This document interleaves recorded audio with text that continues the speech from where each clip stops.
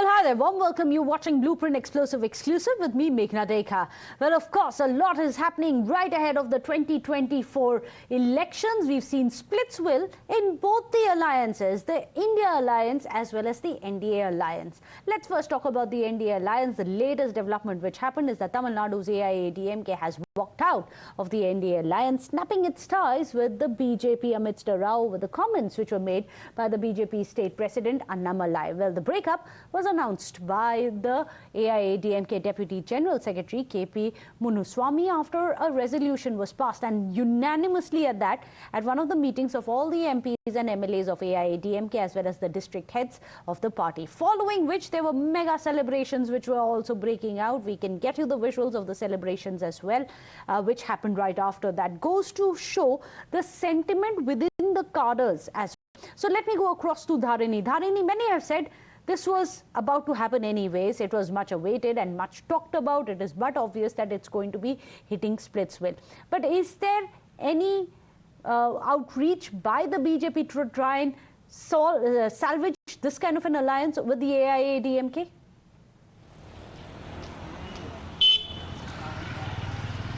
Well, last week, former AIADMK Minister D. Jayakumar declared in a press conference that the AIADMK is no longer in an alliance with the BJP and that they will decide about alliance during elections. So as soon as this press conference was over, the BJP High Command tried to get in touch with the AIADMK. In fact, senior AIADMK leaders including SP Velumani, Thangamani, CV Shanmugam and KP Munusamy, they had gone to Delhi and they met with Union Minister Piyush Goyal and JP Nadda. And during the conversation, the AIADMK demanded that Annamalai be removed from Tamil Nadu BJP chief's position. That was the only condition that was put forward by the AIADMK in front of the national BJP High Command, is what we're given to understand from our sources. But unfortunately, JP Nadda refused to pay heed to this request, and that is what has led to this tie break, is what sources are telling us.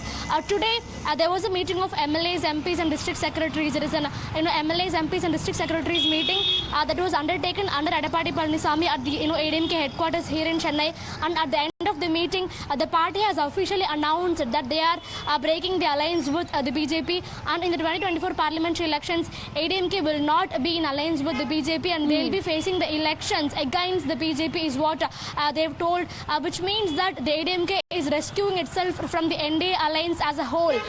Recently, remember when Prime Minister Narendra Modi convened a meeting of the NDA alliance partners, Edappadi Palaniswamy was one of the key participants in this meeting. He was standing alongside Prime Minister Narendra Modi in the group picture from that event also.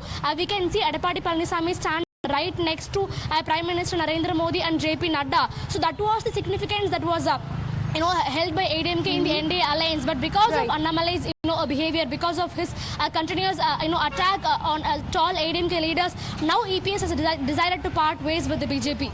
Well, many would say that BJP did not try to salvage this alliance partner. Repeated attacks were being made by Annamalai, but BJP dug in its heels and said no action is going to be taken.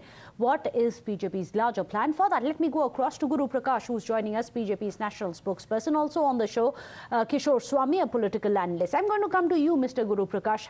What does it mean for the BJP at the state level and also the national level? The fact that BJP uses the chinks in the India Alliance, INDIA Alliance, all the time to say that they are a divided house. How will it now project itself ahead of the 2024 polls when its own alliance partner has split ties? No, we must understand a couple of things. First, we have never commented on the conflict within the India Alliance, but things speaks for itself. We saw the recent Bypolls that was conducted across the country in different states. So in West Bengal, TMC was fighting with the Communist Party. In Kerala, the Communists and the Congress were up against each other. So we don't need to show anything. We don't need to prove the level of camaraderie that exists within the India Alliance political parties. But as far as we are concerned, you must also understand that the term coalition dharma, Gathbandhan Dharma, Gathbandhan is also like a dharma. It was introduced by none other than former Prime Minister of India, Bharat Ratna Atal Bihari Vajpayee ji. We still remember that historically, NDA conceived a political coalition, a rainbow coalition of more than 22 diverse political parties. It had members like Farooq Abdullah in Jammu and Kashmir. It had members like Mamta Didi in West Bengal. It had members like even DMK for a brief while.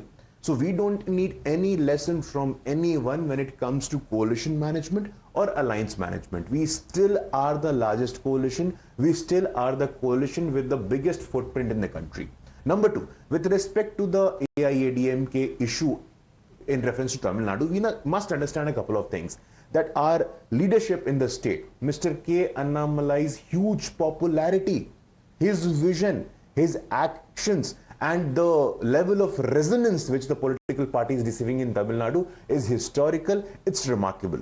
But The Guru people of Prakash, would Tamil you Nadu admit at are least that exploring BJP does not have a avenues foothold in beyond. it? How is it historical when BJP has failed to win seats? So electorally, it's not showing. If you're saying that there's a lot of there was a sweeping mandate which was given to the other alliance, which was that of the DMK, which was that of the Congress. Can you call it a historic showing by the BJP what has happened in the last assembly polls, let's say, or even the Bypolls? We were you see, we were a political party with 2 members of parliaments. Today we are the political party with 303 members of parliaments. We are the world's largest political party. And it's because of this persistence, this consistency, and this humility that we have received the grace and the blessings of the people of India. And with reference to Tamil Nadu, I must tell you one thing, that the people of Tamil Nadu are witnessing a transformative OBC Prime Minister for the first time in the history of our country. One of the most powerful Prime Minister in the history of our country is coming from the OBC community and the caste-based fault line of the Tamil Nadu. People of Tamil Nadu are willing to explore options beyond the Dravidian center politics. They are willing to explore options beyond the Dravidian Kishore Swamy, center the politics. BJP says we are not going to be national affected because people are now open to exploring other options, including the national parties down south as well.